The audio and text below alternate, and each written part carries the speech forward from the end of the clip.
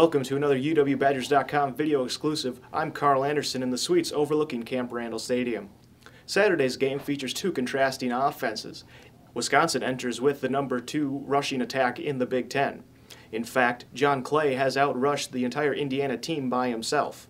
Meanwhile, Indiana enters with the number 1 ranked passing attack in the Big Ten.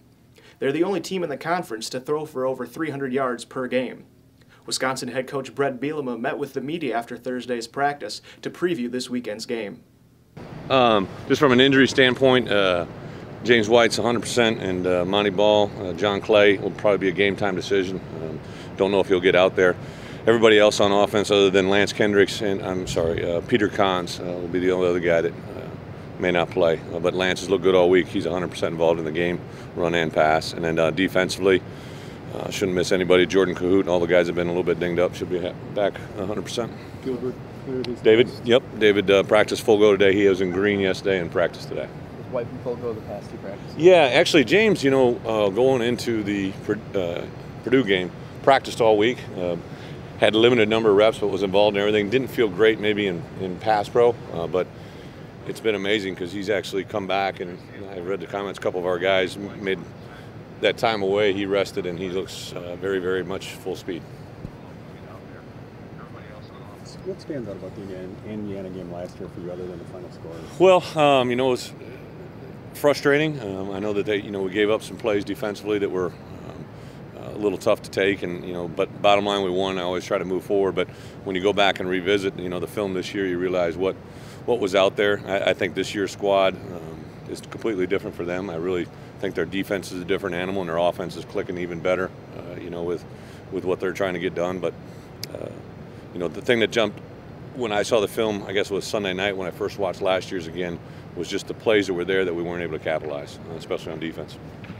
If you can't get the Chapel, what's the most important thing to do to try to disrupt them? I think twofold. Everybody wants to talk about the DBs, but the D-line are a very big part of this game. I should say pressure is a part of it. Being able to put it out of rhythm, to not give him lanes to throw through, and make the decisions come faster than later. Do you anticipate that they might do what Purdue did with their kickoff unit last week, just trying to keep it away from David? Yeah, I do. We've kind of made some adjustments with our schemes as well. David has done a nice job, as well as the whole return unit has. So, we knew it was probably going to be a matter of time. I was a little surprised it took game 9, for that to come out. But, you got to make an adjustment. How has Monty responded to kind of getting more of the first team reps in practice? Monty's been good all week. He has been a steady preparer, or whatever the word is. He's been a guy that is the same every week and has a consistent approach to how we do things. And obviously we all reap the rewards of it, but he hasn't really changed from week 1 to where we are now. It's just that now he's getting a lot of the reps with the ones. It looks like Josh has had his surgery. Yeah, Josh here, Oglesby. Yeah, Josh. Actually, you know what? Yeah, we haven't had an update on that. When they got in there, the ACL needed repaired. So he's been there, done that. This is his 2nd ACL repair.